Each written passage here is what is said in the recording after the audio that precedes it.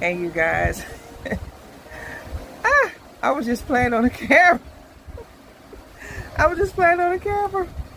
Well, you know, you guys, this is the Antoinette. I was playing on the camera, so guess what? I'm keeping this. No makeup, no jewelry, no nothing, but I'm just coming on here. You know, there are things that that God tells us to do, and the distractions come at the same time.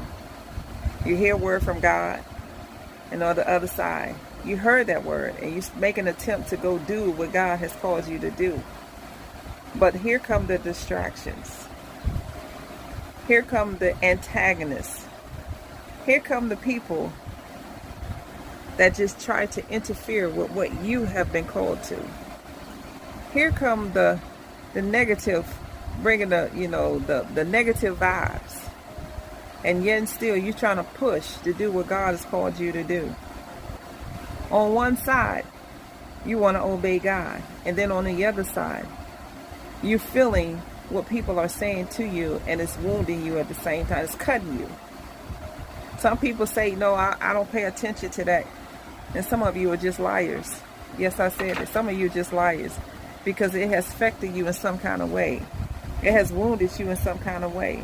But you're going to have to be like Nehemiah when God gave him an assignment.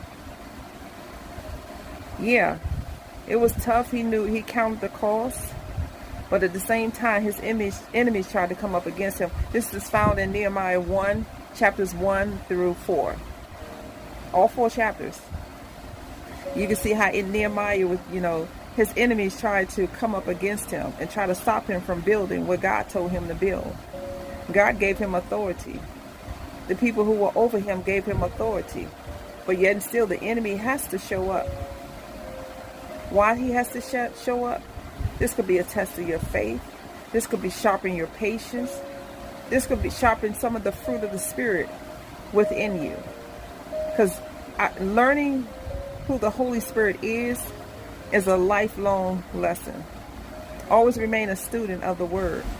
No matter how bad it feels, no matter how bad it hurts, no matter what it looked like, no matter what negative things that you are hearing on one side, and at the same time you're still hearing God say, keep moving, do what God said.